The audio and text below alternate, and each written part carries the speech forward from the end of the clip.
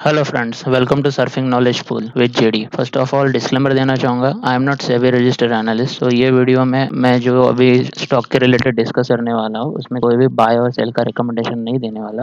आप आपके financial adviser से डिसीजन ले सकते हो।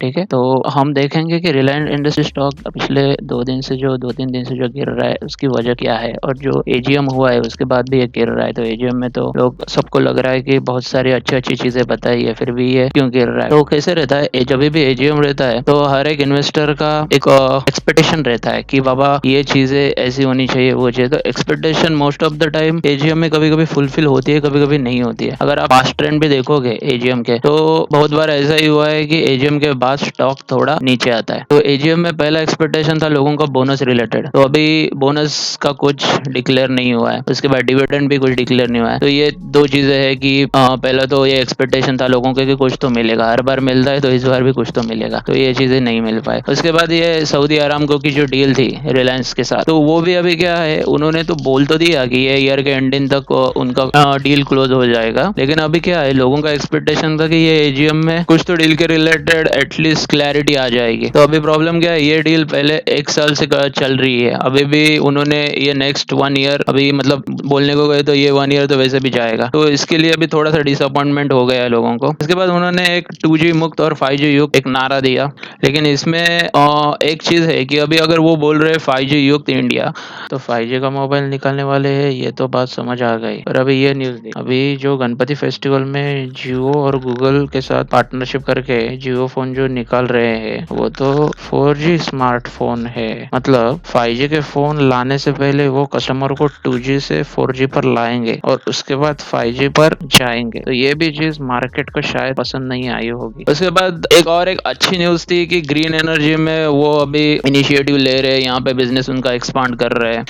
लेकिन अभी ग्रीन एनर्जी पे जो अभी इन्वेस्टर है उनका व्यू अलग है। उनका कैसा रहता है, अपने एक घर पे जैसे फादर का रहता रोल कि कोई भी बच्चा अगर कोई नया बिजनेस डालने को जाता है तो पहले फादर के कंसर्न्स रहते हैं कि पैसा कहाँ से आएगा, फिर कैपिटल कितना खर्च होगा, ये सारे खर्चे नुकसान ये सब लगाते रहते हैं। तो सेम अपने इन्वेस्टर भी वैसा है, थोड़ा वरीड हो जाता है कि अभी ये जो नए बिजनेस में एक्सपांशन होगा तो कैश फ्लो थोड़ा बर्न होगा, थोड़ा कैपिटल कैपेक्स ये सब चीजें रहती है जो फंडामेंटल्स पॉइंट ऑफ व्यू उनको थोड़ा लगा कि शायद से उनके नजरिए से फिलहाल उनको थोड़ा निगेटिव लगा होगा। ठीक है, ये एक चीज थी। उसके बाद सबसे ये स्टॉक को नीचे गिराने के लिए सबसे बड़े लोग तो रहते हैं ब्रोकरेजेस जो है। अभी देखो ये जो टाइटल भी है, Reliance gets mixed reaction from brokerage post AGM.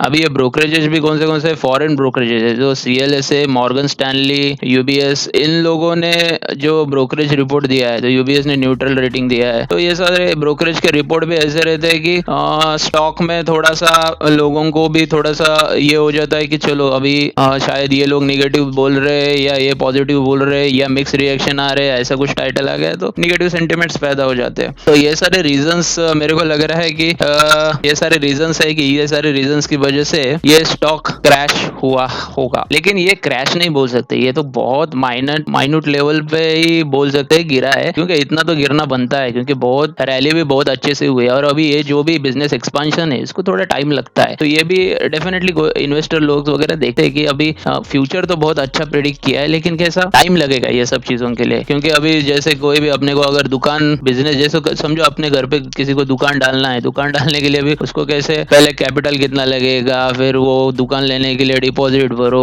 वो उसके बाद ये परचेस करना है परचेस करो, फिर बिजनेस के लिए और कैपिटल उसमें डाल के कितना कॉस्ट होगा, उसके बाद वो बिजनेस चलेगा, फिर वो जो भी कैपिटल डाला है वो डेप्ट लिया है वो सब रिड्यूस करना पड़ेगा उसको, उसके बाद प्रॉफिट में। तो टाइम लगता है ये सब चीजों के लिए। तो ये सारी चीजें देख के शायद से इन्वेस्टर मेरे को लग रहा है कि फिलहाल थोड़ा सा उन्होंने सेलिंग किया होगा, प्रॉफिट बुकिंग किया होगा, बट ये कुछ ज्यादा बड़ी मतलब सेलिंग नहीं होगी, लिटिल बिट होगी। तो इसमें माय ओपिनियन और मेरा पॉइंट ऑफ व्यू है कि डरने की ज्यादा कोई बात नहीं है। हाँ, ये जो भी पॉइंट थे जो भी मैंने अभी डिस्कस किया, जैसे डिविडेंड नहीं दे पाए, बोनस नहीं दे, ठीक ठाक है, ये इतना कुछ मेजर नहीं है। एक्सपेक्टेशन हर एजीएम में हर एक को लगता है कि ढेर सारा कुछ मिल जाएगा, लेकिन ठीक है, वैसे भी तो अंबानी अभी जैसे बड़ी हस्ती है तो वो डेफिनेटली कुछ ना कुछ तो कंट्रीब्यूट करेंगे, फ्यूचर में उनके प्लान्स भी बहुत बड़े बड़े रहेंगे। तो चलो चलो अभी ये जो भी हमने डिस्कस किया उसके बाद हमें इतना तो समझा कि ये तो चीजें हो सकती है कि इस चीजों की वजह से ये स्टॉक नीचे आया होगा, लेकिन इसको क्रैश नहीं बोल सकते। ये मेरा ओपिनियन है। तो नीचे के बटन पर क्लिक करके लाइक शेयर एंड सब्सक्राइब कर दीजिए, ताकि ऐसी इंफॉर्मेटिव वीडियो जब भी बनाऊंगा तो वो आप तक और बाकी लोगों तक पहुंच सके। उसके बाद चलो अभी हम देखते हैं कि